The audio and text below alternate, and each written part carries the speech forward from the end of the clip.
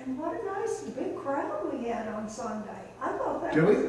well, I just looked out and it was Yeah. like, there were just people all back there, all, not over there, but in these two sections Yeah, here. yeah. You didn't think so? I mean, you Well, didn't notice I it? don't always, I don't always notice, but I'm just working, Yeah. Oh, that's good. Yeah, we've had good attendance at home too. I know people are watching at home right now, but yeah, people have been terrific. I met Emily's mother on the way out. Yeah, yeah. Eva? I think it's Eva, yeah. Yeah, She was very Very nice. nice.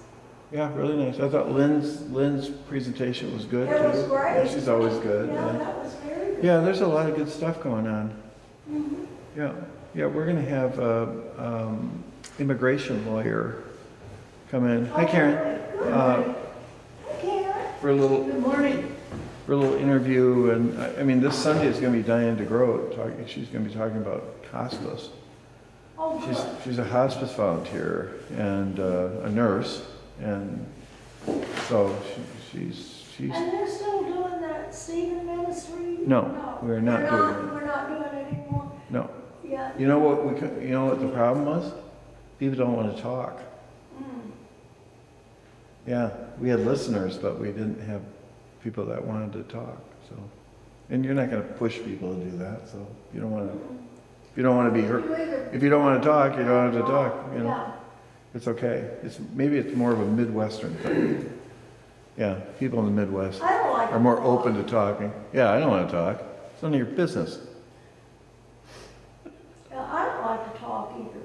Yeah, yeah. I used to think it was my accent because I knew it's so funny. but now it's just, no, I don't know if I like to do that or not. Well, I used I to think- have to when I was doing all the lawyers. Well, I think around here, people, if they have something they need to get off their chest, they'll go to a therapist. Mhm. And so this is just, listening ministry, but which I think is pretty neat. But Well, Jesus is my therapist. I talk to him about it. yeah, And sometimes my words aren't very Christian. I guess. I don't know. mine either. My prayer life And is it's horrible. not good. Yeah. Well, it's good to be candid. Why?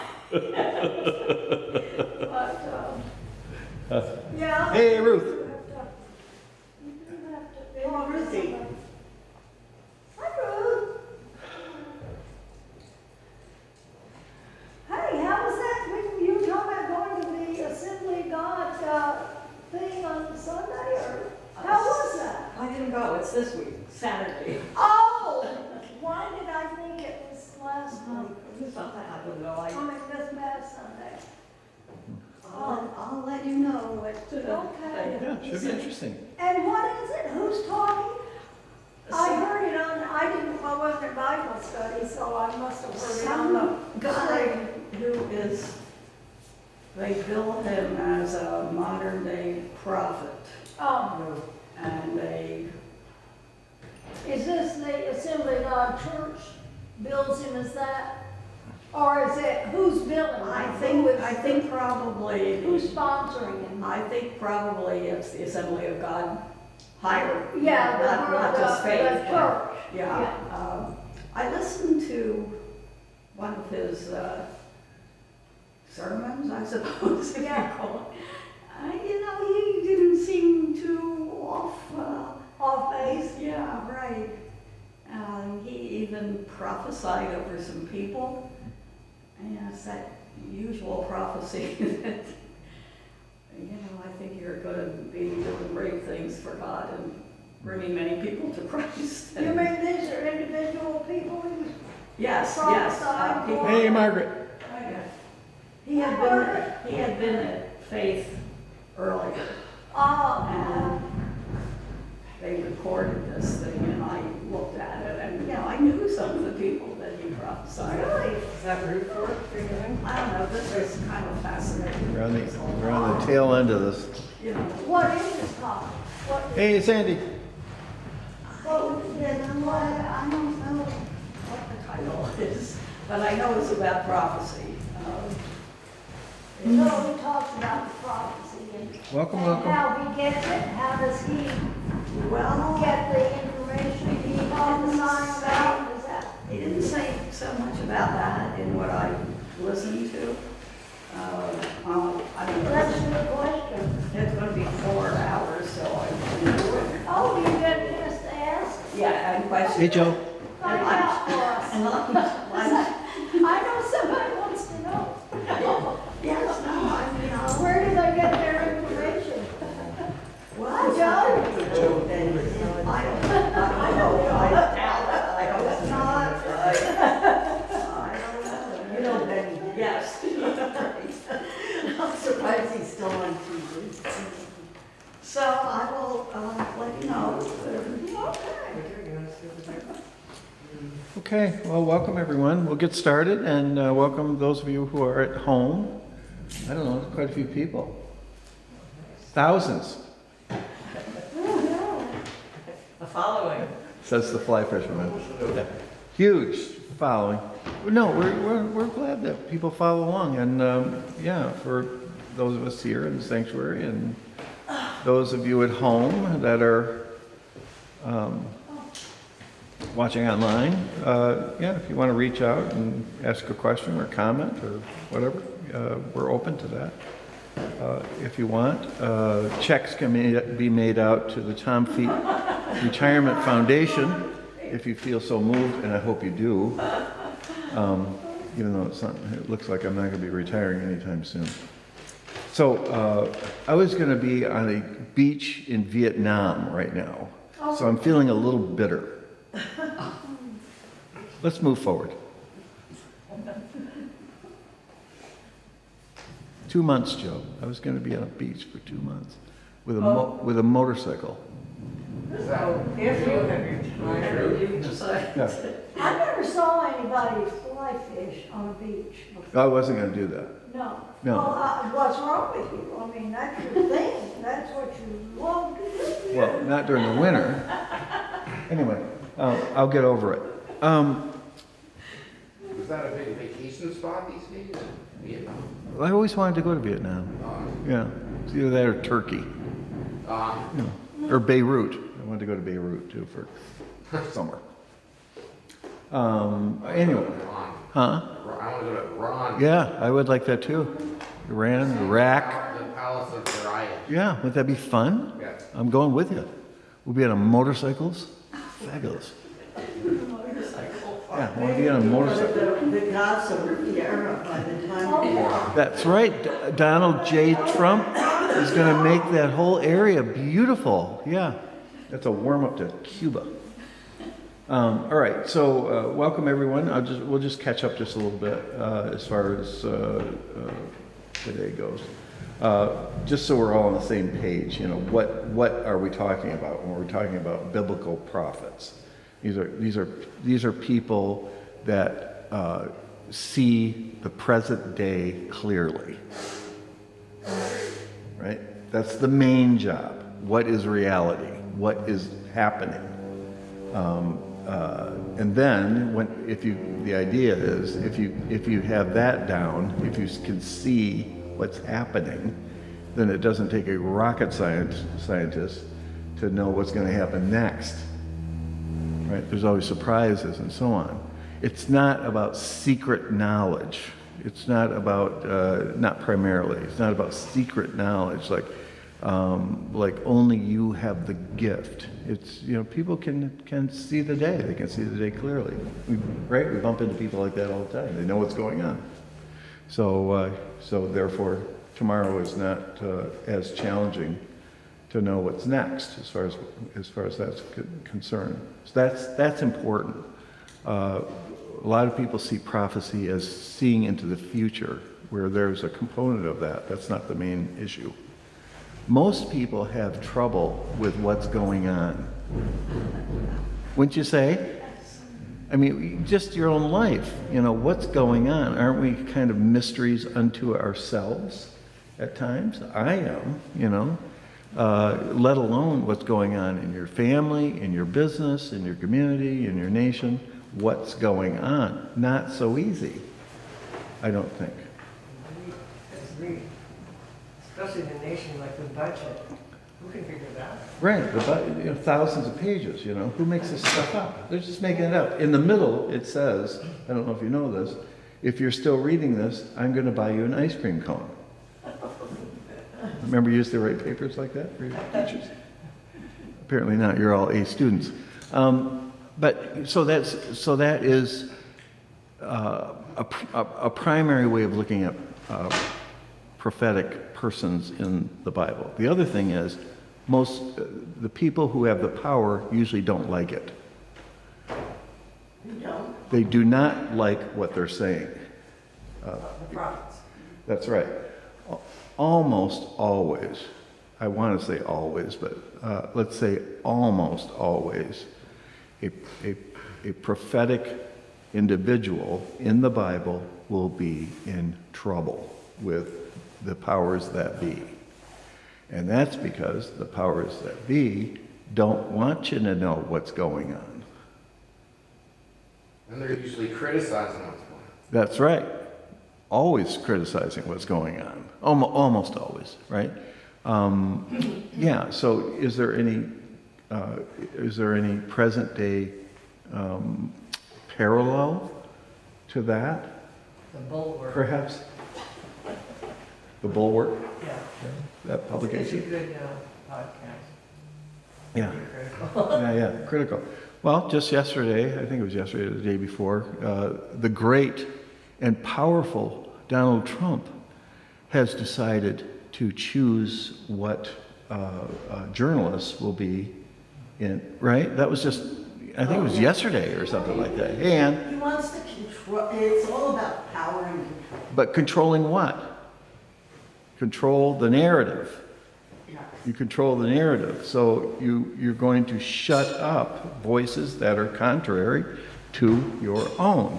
And that's very predictable. Very predictable. So, That's the authoritarian steps. Oh, yeah. They have all these steps to do, and Typical. we're getting to the bottom. of Typical. step. Yeah, just read your history about, anyone, Pol Pot, the Chinese Revolution, Hitler, Mussolini, it's right out of their playbook. It's all the same. So, unfortunately, we don't study history anymore in this country. But those that do will see a pattern, a very clear pattern that's now being enacted here in this country as well. So a prophetic voice, and this is what I was saying earlier a couple weeks ago, is whenever this kind of nonsense is going on, you can count on the prophets bubbling up. There will be prophets in this country. I don't know if it's going to be this person or not. Who knows? If he's busy talking about somebody's little life, that's not really what I have in mind. But somebody that's seeing global reality in terms of the nation, maybe the world, that will happen. That's next. We're going to have voices that counter what's going on, and then those voices will be neutralized somehow. So that's just how it goes.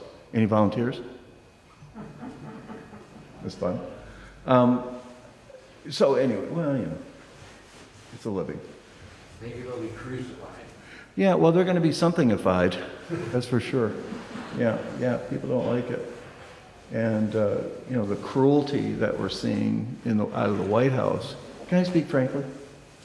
The cruelty and insanity and stupidity that's happening in the White House is spectacular. But that's the makeup of this kind of situation where you're going to have oppression will be the result, and the next step will be the prophetic voices will come out.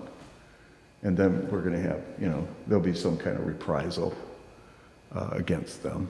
I hope you're a good prophet. Sorry? I hope you're a good prophet. I'm going to be on a beach in Vietnam, as we discussed.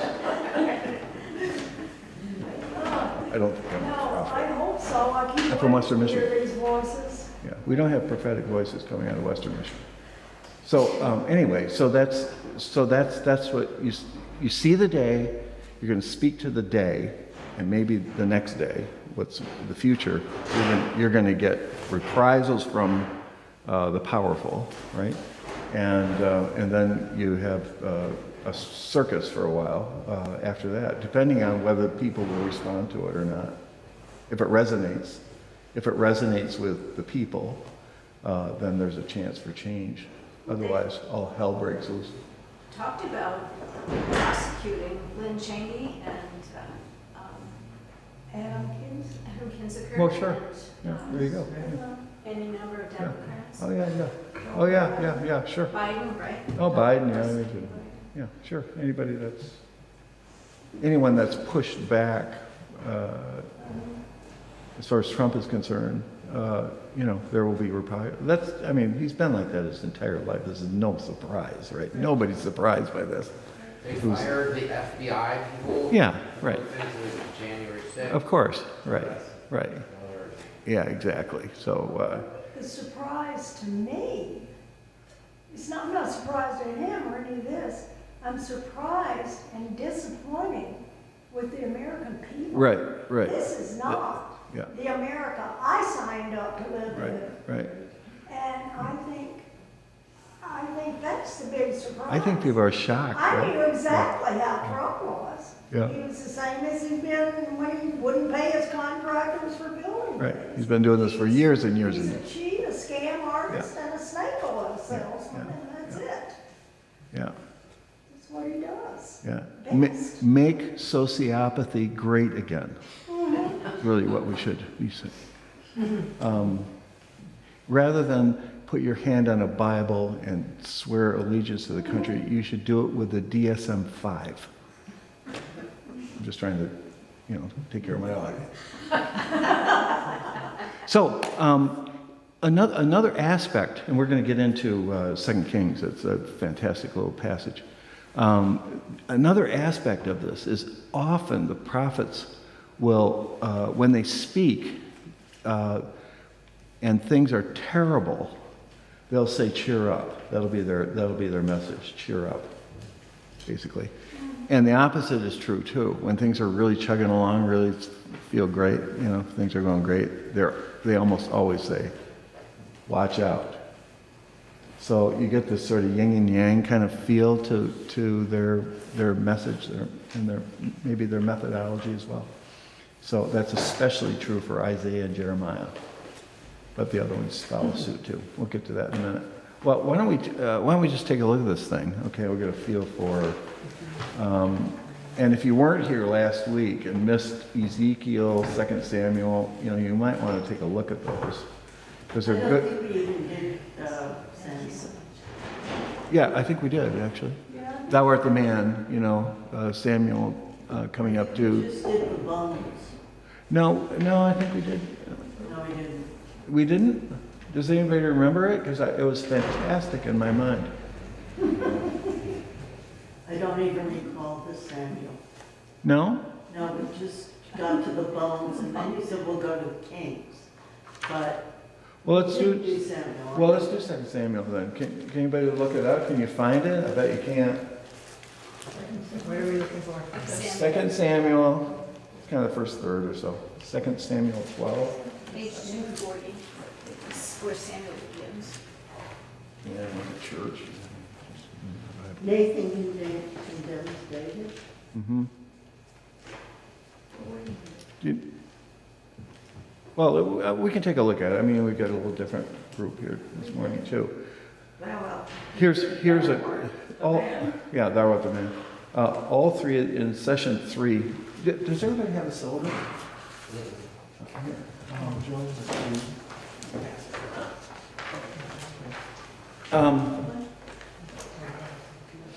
Those 3 passages. If you see session, do you need one, Sandy? Oh, I have an extra one.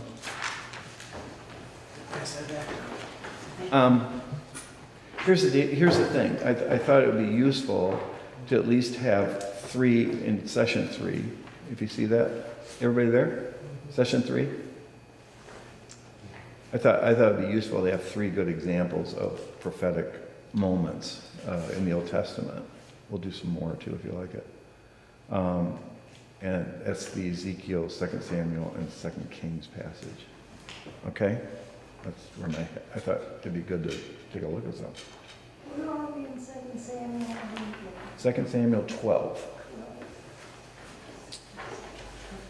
This is a really good example of speaking truth to power. We talk about that the last few weeks. Speaking truth to power. So we've got Nathan, who's the prophet, King David, and then we have Oh, yeah, we did Bathsheba. Now that I'm looking at, yeah. We didn't know where to win. But the other ladies on that side didn't hear it. Do you want to give it a go, everybody else? We'll take a look at it. 2 Samuel. Yeah? Sure. Do you know the passage? I was, no, I don't. Okay, well, let's do it. All right, so here's the background. Here's the background. King David, who is an absolute jerk and brilliant, reminds me of Elon Musk a little bit. Jerk and brilliant. Elon's not that brilliant. Well, he's pretty smart. I think he's pretty smart. He just doesn't have a conscience, which, there's parts missing. Anyway, David is a controversial figure in that, yes, he's very, on the one hand, he's very faithful to God. He's enthusiastic. He goes overboard. Most of the Psalms, not all of them, but most of the Psalms are written by King David. Most of those are paranoid. They start out pretty paranoid, in my view. Anyway, he's the star. He's a star. He's the youngest kid. He's picked. You know how he's picked, right? He's the one that shouldn't be picked and is picked, and so on. So, and David and Goliath and all that. So he is a person that has a fed ego. Let's put it that way. And now he's King David, and King David thinks that he can do pretty much whatever he wants. And one day he's out on his rooftop and he sees another rooftop over here, and it's a woman by the name of Bathsheba, and she doesn't have anything on. He likes the ladies, and so sends his servant over there and says, "Hey, the king wants to have coffee. What do you think?" Which is a summons. And he rapes her. Does this all sound familiar, strangely? And she gets pregnant. Oh, by the way, I'm married to Uriah, who's actually in your army trying to protect you. Uriah the Hittite. He's not even Jewish, and he's there. Oh dear, David says, well, let's make this right. David, by making things right, David tells his generals that when they're in the heat of battle, you need to retreat a little bit, exposing Uriah the Hittite, who was not a lead singer in a band, by the way.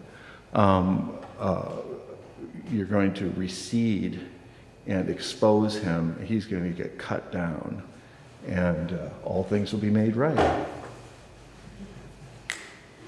See, David's smart guy. So now Nathan, the prophet, hears about it, and that's what we're going to read now. So that's the background. Anybody want to read 12, 1 through 6?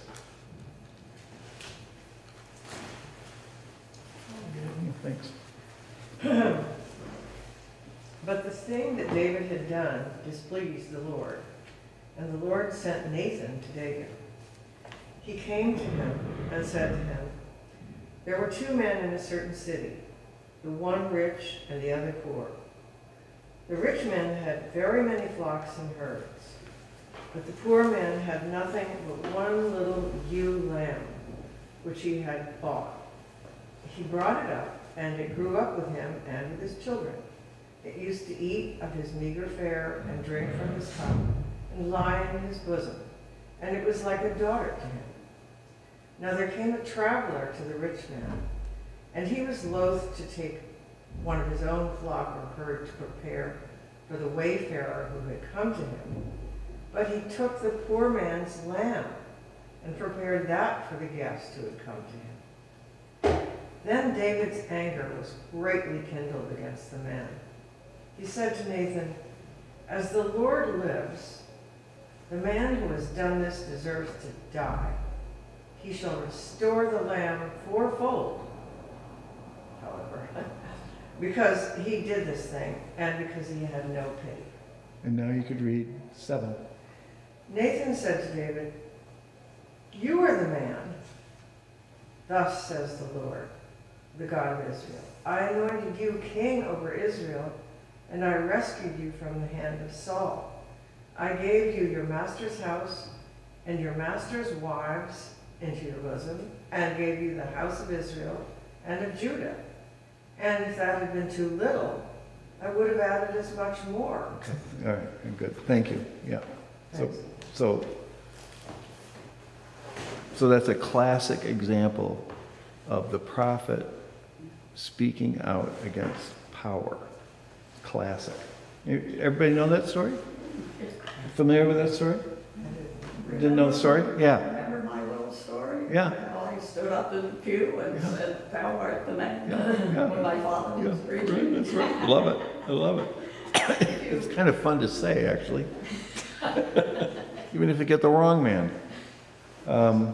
Yeah. So how, what, when you hear this or read this story, what do you think? Nathan has a lot of nerve. Mm-hmm. Yeah. Does he hold back at all? No, he doesn't seem to. I guess he heard about it, because it got around. And he doesn't directly accuse him at first. He tells a little story. It's really just telling the background of Mhm. how David got to be where he was, how generous people were to him. Well, and Also the story about the sheep. yeah, Yeah. maybe little man. Yeah, did you hear about this He guy? says, "You are the man." Yeah, and then he hits it hard, right? That's the line, is "Thou art the man." But first he tells this little story, a little story of these two men living outside of Jerusalem. And did you hear about it? And knowing It's he... supposed to be an analogy with Bathsheba. Mm-hmm. In other words, the lamb is Bathsheba. Yes. Mm-hmm. Yeah.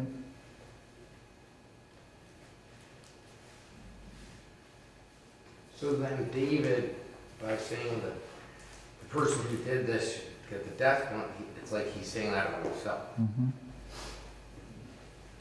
without realizing. Mm-hmm. Mm-hmm. He said he deserves to die, but then he goes on to say something to suggest a much lesser penalty. Just give back Fourfold, the lamb. yeah, or something, but he's really been in shape. So he- I think both penalties were supposed to accrue. Mm-hmm. It's not like he's saying one or the other. Maybe He's gonna both. Give the fourfold or lamb, and then also we have Mm-hmm. That's true, he could be put to death after he died. That's right, we're gonna go after your estate too. Double penalty. Yeah, double penalty. Yeah. Joe's tough. What's that? Joe, my son, is. Yeah, he's tough. Yeah, I like it. I like it. I was being more lenient. Yeah, buy him a dog. All right, so that's, can you imagine yourself doing something like that? Waltzing into the Oval Office? Telling a little story? You think he would That get was- it? Yeah. That he would understand what you're doing? Yeah. No, I do not think that. So, No. I guess I Yeah. won't waltz into the Oval Office and tell him Waltz in there? it's not gonna, I would like to. yeah, right. I really would. I mean, I just wish I could talk to that man 5 minutes. He would get an earful like he never had See what? before. I don't think it would make any difference. It wouldn't, but it made me feel different. Yeah. Well, but that's an interesting thing about this story is Nathan figured that David would get it, Yeah. that it wouldn't be wasted. It wouldn't be wasted speech. He would get it. And he's got to tell the story well enough, right? The story's devastating. There's no way out of it. And he knows David enough that he's kind of pompous, right? A bit of a stuffed shirt. Yeah, he knew he was going to blow a gasket. He knew him well enough. So he just completely sets him up. Okay?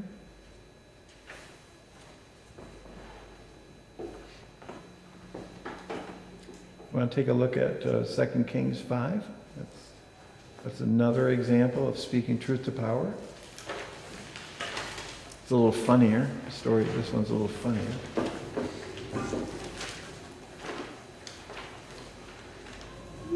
What's the page now? 293. I think. 2 Kings. Healing of Naaman. Yeah. Naaman. Well, that's how I pronounce it. You just have to pronounce it with vigor. 5? Did you say 5? 2 Kings 5? 2 Kings 5. I have 1 Kings. All right, it's page 293. Yeah. 2 Kings 5. Yeah. This is a little more nuanced of a story, I would say. And it has to do with foreigners. And it has to do with servants. People that shouldn't be in a story, don't need to be in a story because they don't count. The Bible constantly puts servants in critical roles. Constantly. And and the Bible doesn't always even name, like the Pharaoh of Egypt. They don't even name him. It's just the Pharaoh, right? Yeah, you don't even get a name in the Bible. It's not a good sign. Okay, shall we give this a try? Just see what you think. We'll start with 1:5:1 and read through. What is that? 5. We'll read through 5. Verse 5, 1 through 5. Nate, Go ahead, Karen. okay. The healing of Naaman. Naaman, commander of the army of the king of Aram, was a great man and in high favor with his master, because by him the Lord had given victory to Aram.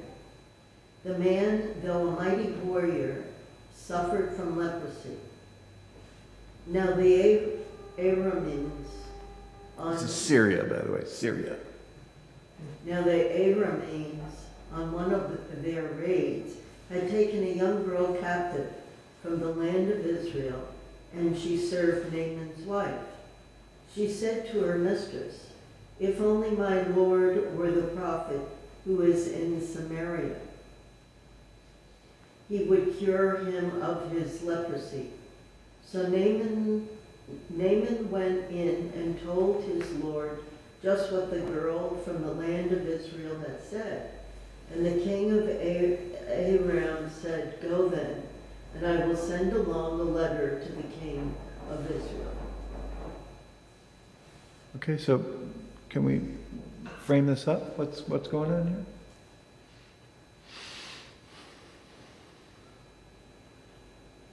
Erwin Rommel, you know that name? The Desert Fox? He's got leprosy. He's got leprosy. And he finds out that there's someone, he finds out from who? His wife's servant. Oh, gee, if only you were in Hoboken, there's a prophet there who I think could heal you of your leprosy. He said, "You got to be kidding me." No. So the servant, who was Jewish, lets him in on this little secret. So he goes to Hitler and said, "I need to go to Hoboken." there's a prophet there that can heal me. And the king of Syria, who people are scared to death with him, he writes a letter to the king of the Jews, right? Do I have that right? Is that pretty close? Yeah? Okay. Well, all right. So this is interesting. So what happens? Go now and I will send a letter to the king of Israel. Terrific. Lovely. Diplomacy. So, somebody want to read a little bit more? Sure. Okay. What am I reading to? Through 7.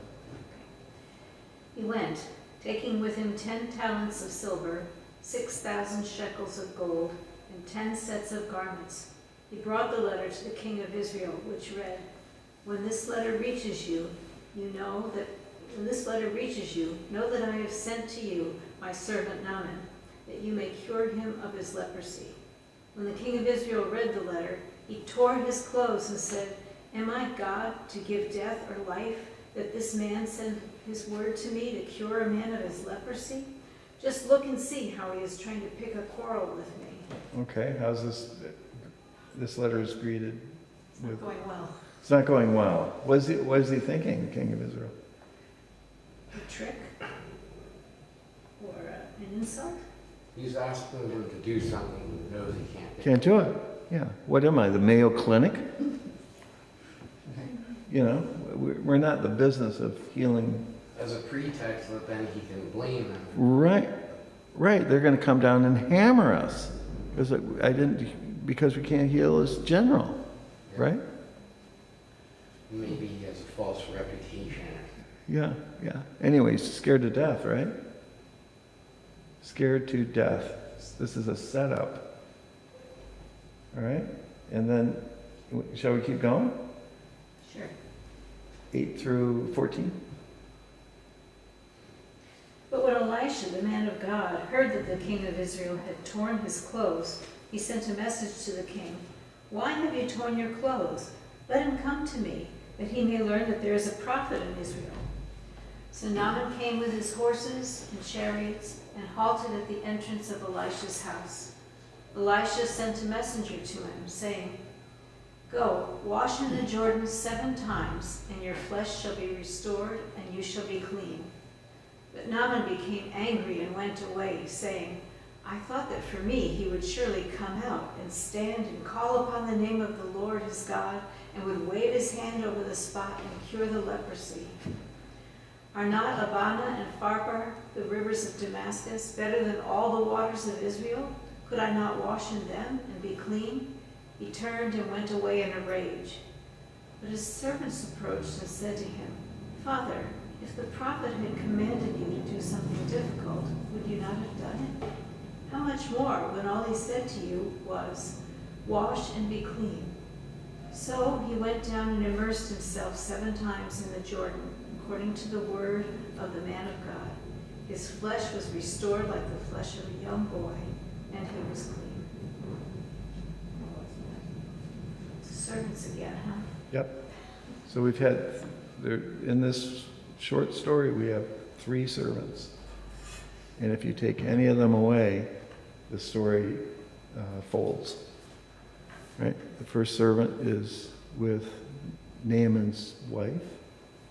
And then the second one is what? The army, Naaman and his army, come to the house of the prophet, right? That must have been some sight. Right? Terrifying. Terrifying. The prophet won't even see him. He doesn't even see him. What does he do? Sends a servant out. I mean, it's really, what would you call that? That kind of a move. Inappropriate. It's Insulting? It's insulting. Because Naaman wants, the show, right? There's going to be a show of healing. It's going to be fantastic. We're going to have bolts of lightning and singing and choirs. Right? And what does he get? He gets a little servant, you know. The message. He doesn't even come out. He doesn't come out of the house. Yeah, with the message, why don't you just, what's the instruction? Go to the Jordan and 7 times. 7 times, you know, okay. And have a fabulous day. That's all you get. That's all you get. And Naaman is in a rage, right? Because when you're privileged, you expect a little more than a servant. Pomp and circumstance. Yeah, you want the pomp and circumstance. Yeah, for sure. So it speaks to that too, right? Speaking truth to power. And then Naaman's servant steps in and said, what does he say or she say? He should take the fight. Yeah, I mean, come on, you know, come on. He said you have to do it yourself. Yeah. And Naaman thought somebody should come away with that just wand over him. Yeah. She didn't have to lift a finger. Just get in there, you know, and get it done. Try it. Just try it. I mean, if he had said, you know, you have to jump out of a plane, would you have done it? I mean, is that more appealing? It's too simple. It's just too simple. And there's nothing to it. There's nothing to it. All you have to do is do it. What was it like to be that servant? What kind of relationship do they have? He's trying to be as important as his boss. Yeah. Well, and he is. He's more important, right? At that moment. Yeah. Yeah. He was able to speak truth. Yes, he does it too. Yep. And it turns out that they have more wisdom than the power. Right. And that's so consistent throughout the Bible. The servants, no. Like the Married to Figaro. Yeah, that's right. All 3 of these servants speak truth to power. All 3 of them. And they listened. And they listen. That's the important. Yeah. Who listens to their servants? It happens. It happens. Yeah, Yeah. it happens. Who does that nowadays, right? Yeah, yeah. Nobody. Yeah. Why would the servants know what to do? They're not special, are they? I mean, these aren't super servants. They're not blinded by being powerful. They see things for what they are. Whereas the other guy, he said, name and reacts offended because of he's used to being treated as his sense of his own status. That's it. That's it. He sees the moment through his ego. Right? This is how it should be because I'm who I am. Whereas the servants see it for what it is. And then they have the courage, to and speak their truth. And they, again, you know, Naaman listens. He does listen. Twice. He listens twice. Yeah. No fun having leprosy. Okay, now let's see what happens. We'll tie it up, right? 15 through 19. Somebody want to read that? It's a kind of it's a sweet little ending, interesting ending. I can do it. Okay, Joe. All right. Then he returned to the man of God, he and all his company. He came and stood before him and said, now I know that there is no God in all the earth except in Israel. Please accept a present from your servant. But he said, as the Lord lives whom I serve, I will accept nothing. He urged him to accept, but he refused. Then Naaman said, if not, please let 2 mule loads of earth be given to your servant, for your servant will no longer offer burnt offering or sacrifice to any god except the Lord. But may the Lord pardon your servant on one count. When my master goes into the house of Rimmon to worship there, leaning on my arm, and I bow down in the house of Rimmon, when I do bow down in the house of Rimmon, may the Lord pardon your servant on this one count. He said to him, go in peace. Okay, gets a little tricky now, doesn't it? I can't follow You can't follow it? it. Not really. Okay, well, let's break it, we'll break it down. Okay, so Naaman is grateful, right? His leprosy is cured, goes into the Jordan 7 times, and he's got skin like a little baby. Okay, now he's grateful, so he goes back to the house. This is Elisha. He goes back to Elisha's house, and Elisha's outside this time. All right? And he comes there with this whole army, or a lot of it, or whatever. It's pretty impressive, a lot of dust.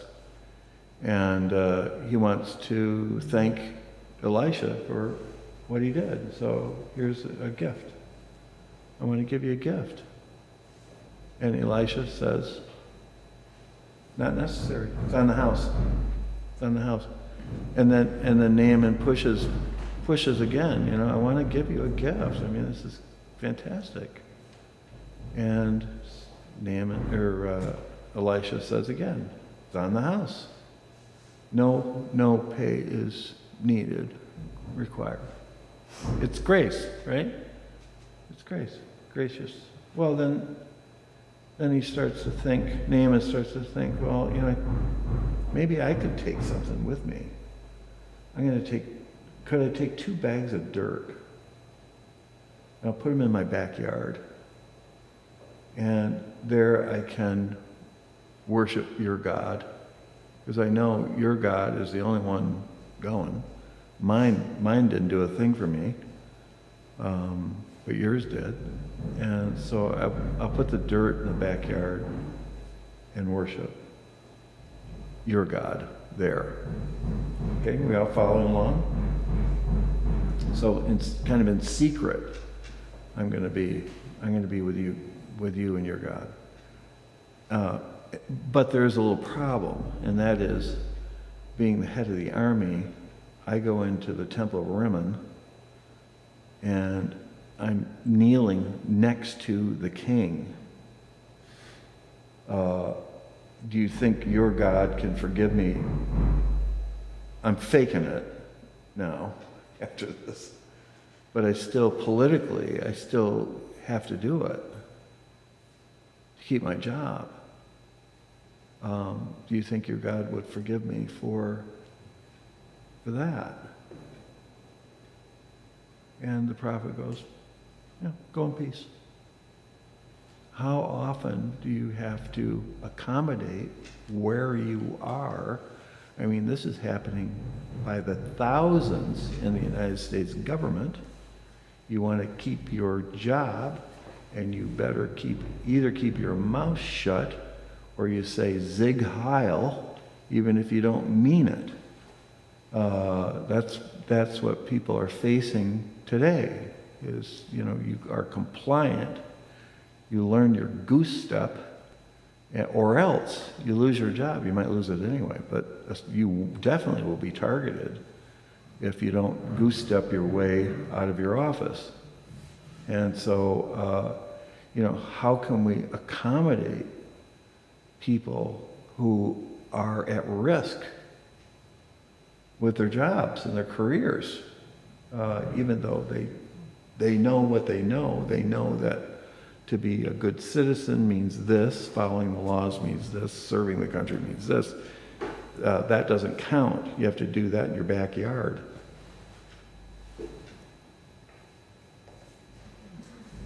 It seems to me like there's a right thing and a wrong thing here, and either you choose courage, and you talk about the courage of a servant, you've got to have the courage of a servant to do the right thing, Yeah. whatever that is. Well, yeah, but he doesn't. He doesn't have that courage. No. That's the irony, right? He's not going to put his foot down and say, "I'm with these guys." Yeah. So you're going to live in the land of gray for the rest of your life. And it's interesting because you would think that the Bible, and in this case the prophet would say, pick your poison, right? You're with us or you're with them. But he doesn't. He doesn't. He said, go ahead. It's good enough. It's good enough for now. More grace. Grace. It's very, very gracious. So we're going to heal you. No charge. Go home. and live your life. Tom, why does it say, I mean, I understand now that Naaman said that he is the servant, but he's being described as the servant, right? Or am I confused? What Oh, verse? please accept a present from your servant, that means him. Yeah. But he says, Lord, I will set nothing. Here comes it. But then, why is 2 mule loads of earth be given to him? I mean, like, what good is that going to do? Well, have you ever gone somewhere? Have you ever gone to a famous beach or a famous place in your travels, and you put shells? You take shells home. Oh, or you yeah, take, shells. yeah, that's what he's doing. It's it's a reminder of where he's been, and Oh, I see. yeah, it's like a Symbol. yeah, it's a symbol. It's a what did you say? Souvenir. It's a souvenir, right? Yeah, A symbol. shells. Yeah, so at least I can remember. I used to do that with Lake Michigan sand. I used to bring it here out east and put it in my backyard. And, just to remember, where I'm from, who I am, right? What happened. Yeah, that's what he's doing too. It's just a little reminder in his yard, I see. his backyard, so he Okay. can kneel on it and remember. Maybe it's especially good soil. Loamy. Yeah, so that it's like a thing of value. Yeah, well, yeah, maybe. Who knows? Maybe he's going to plant some things there, right? More arable. Yeah, I don't know, Joe. That's an interesting comment. But yeah, he's going to bring it home as a souvenir, and it's a very sweet little story. But it just says it's gray. Well, I'm glad you explained that, because I mean, look, I have 2 little chunks of, from a bit of a reef that fell off in my windowsill in the kitchen. And Yeah. I look at it every time I do this from the Dominican Republic. Yeah, and you That's the remember. last trip we took. Yeah, you remember the I have the time. other shells. Yeah, yeah. And Jesus will employ this too. When he heals people, very infrequently do the people that are healed follow him, even when they ask him to. He almost always says, "Go home, just go home, go home. Work it out. Talk to your neighbors, talk to your community. Don't come with us. Go home. Just go home. Figure it out." And good old Naaman's going to have to figure it out. And live in this you live in the dissonance of what your heart says, yes, absolutely, and what your reality says, well, not quite. It's hard. It's hard to. Excuse me. Reminds me of the line "Render unto Caesar." There you go. Good one. Good one. Yeah. Say it again. I was thinking of that just before. Yeah, I mean, I think the Bible's pretty good as far as, acknowledging that we live in a real world with real problems and real situations, and, it's not so easy. It isn't. It's just not easy how to do it. I remember, back in the 70s, that's when ministers were given what's called housing allowance. Housing allowance. Oh, It started with the military. Military officers were given housing allowance, right? Sandy, did your husband get one? Yeah, okay. He was an officer, right? Well, and Len too, I'm sure, has a housing allowance. Well, and that's because, military officers, they are all over the country, all over the world, and blah, blah, blah, and they don't have their own house usually, and, by the time they retire, they don't have any equity in a house. So they were paid during, but at the end of it, now you're stuck. And military officers also include chaplains. If you're a chaplain in the armed services, you are an officer. So they were given a housing allowance too. So then the regular clergy, what was happening with us, this is in the 70s, the regular clergy said, well, our colleagues get it, we should get it too. And for the same reasons, clergy would live in church housing, parsonages and all that, and they retire, and they have no place to live. So, thousands and thousands of ministers were living with their kids again, and or whatever. They had to figure it out, or you would just work until you're dead, which is what I'll be doing. So lovely. Instead of enjoying myself on a Vietnamese beach. Not that I'm bitter. So, but the thing is, okay, so now we have this relationship with the government, right? Tax-wise. And during the Second Gulf War, let's say, this was a real issue. My colleagues would say to me, we can't speak out. We know this is an unjust war. We cannot speak out against it because we're afraid that the government will take away our housing allowance.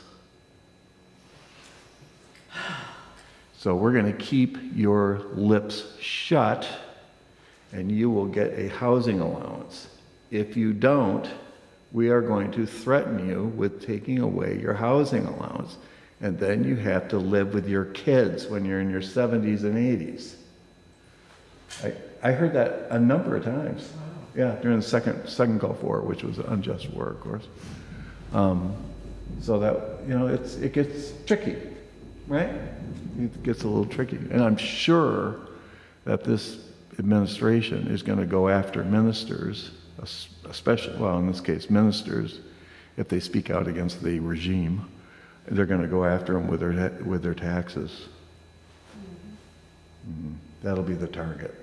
You have tax breaks as well? I have a housing allowance. Mm-hmm. But who do you have a housing allowance from? Well, for the rent. No, but I mean, who extends the housing allowance? The IRS. The IRS? Yeah, when I submit my taxes, Oh, I I have see. a housing allowance. You take it right off the top. I didn't. Yeah, it's the only real perk that a minister gets. Wow. Yeah, that's it. Well, that's good. Yeah. Yeah, I think you should have it. Otherwise, you're going to be living with your kids, or I'd be scared too. I'm not like Helen. Yeah. So, I well, mean, I've thought of a lot of stuff I'd like to say to a certain person. yeah, Would I ever say it? I know. Send an email? No, I will not. Yeah. I'm scared. yeah.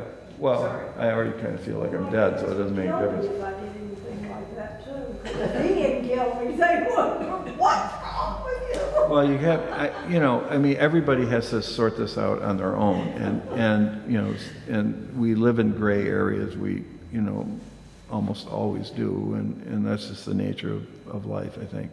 Well, at least, But ministers can't do that. Great Orange was saying today that he did not want to cut Medicaid, or maybe he was saying. Well, it's an absolute lie, of course. He said so, yeah. Oh yeah, he's lying. He's lying, of course. I did not- Everything. Every time he opens his mouth. Yeah, he opens his mouth. He's lying. Yeah, he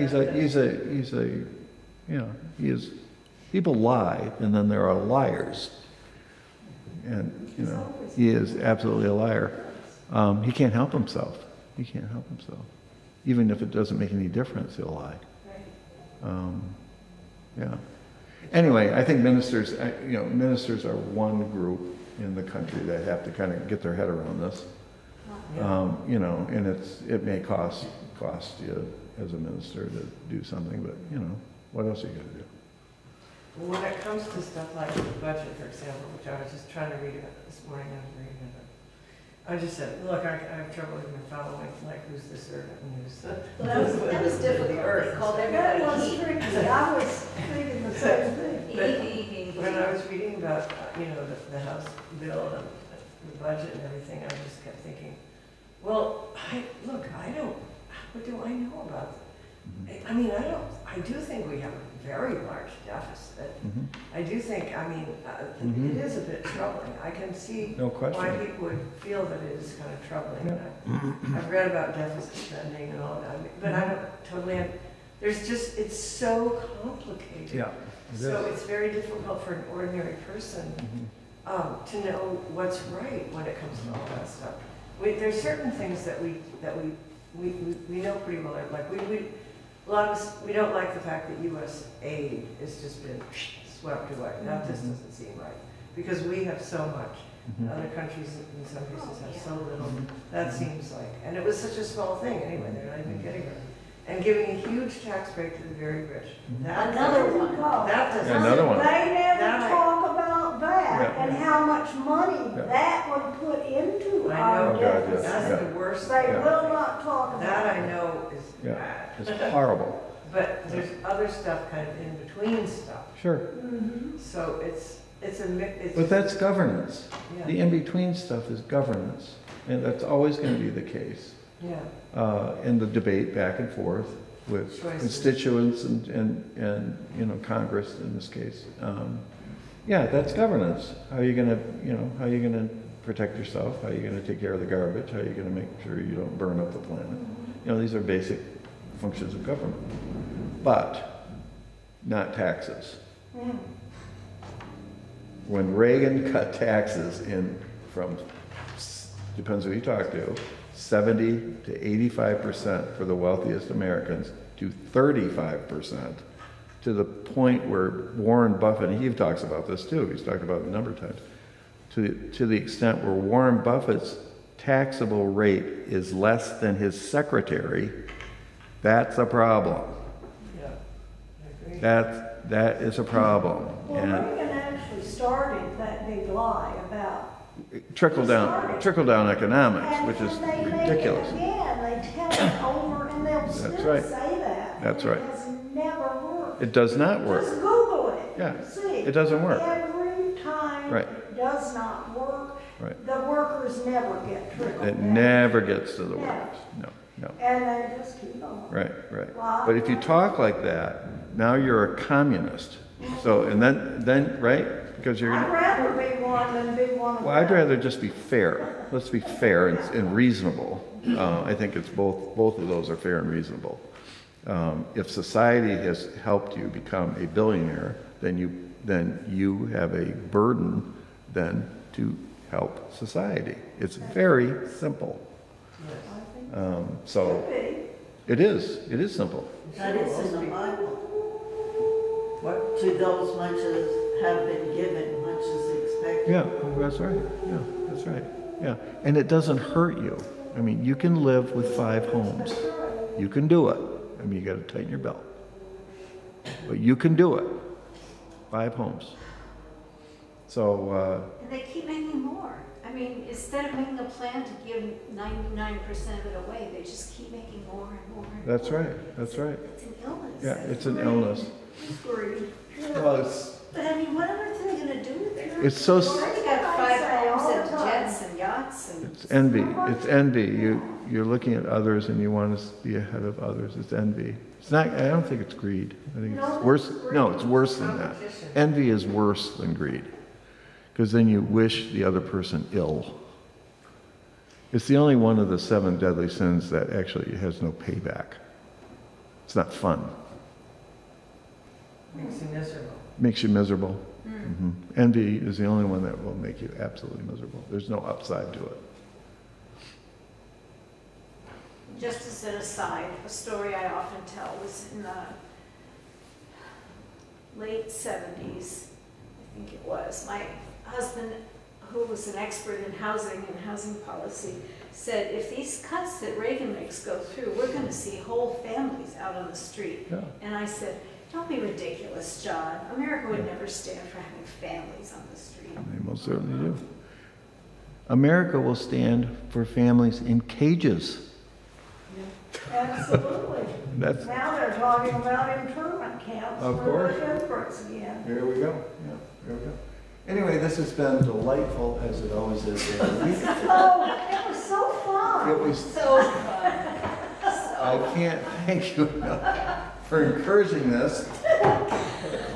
You know, I think there should be, in today's time, I really think there should be some organization, not a political organization, but a citizens organization where people can meet together and talk like this. Yeah. And Well, we have one. Well, the town halls. No, people it's are called doing- Lyall Community Church.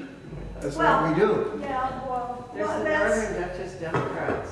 I think I joined it, but I don't know what they do or when we meet. Yeah. well, it can't be Democrat. I mean, people wouldn't come to something that Oh, the yeah, you're Democrat. right, it is. I'm not saying interested in that. a civic organization Yeah. who understands what's going on in the government, just say, everybody come wherever it is, wherever they have a space, to discuss this, and then have certain leaders, maybe from all sides, just get up and speak and explain their, Well, we had a group called We Can Review. That's when I was the first minister about 35 years ago. We Can Review of the New York Times. And we met at noon on Monday. Everybody was a sack lunch. And we had maybe 35 people involved or so. Yeah. And that group is still going on. What community? It was Glen Rock Community Church. Yeah. Where's Glen Rock? New Jersey. Yeah, it's in Bourbon County. Bourbon County. Yeah. Yeah, Well, it's that's still great. going on. Yeah, so we can review. Yeah. Yeah, I learned a lot. And we would need some very knowledgeable person in the community that could sort of lead it and not let crazy people like me talk. I was gonna say, Well, but I would love to just attend the meeting and hear it, I'm always interested in hearing what everybody has to say, even though I may want to slap them after they say it, but I'm just kidding. Well, I'm listening. Well, these are very troubling times that could become very dark times. So I think it is a legitimate question to ask, is the church in general, and this woman specifically, supposed to be doing something? And what might that be? So that's what I've been working on. Meeting and talking about Yeah, it. it helps, right? And You're I'm not alone. quiet. I mean, I'm talking. You can talk. There was I that promise I'll be bishop, there was a quiet. bishop who criticized, I said, love the former Republican, seven-accent and he got voice. some, Gives them Yeah, he doesn't like mercy. great joy one of to their listen concerts, to. I just Oh, laugh. I they can cut talk. minutes, he was in, while they were in the I never back, was that way. but Sandy the problem with that was that politically, a lot of Trump voters are for the I've I know, never been I such know. an angry, nasty Yeah, when I person. started I was never a touching nasty Trumpers, person. and I they're love like, they're everyone. like, they're gonna, His phone number is already on there. yeah, they're going down. No, You I love don't. humanity, that is in there for you. But, you know what? Thanks, Joe. You know That was what? great. Yeah. But I- time. I got shit written in my back of the collar. But I don't, But it's kind of fun to do. yeah,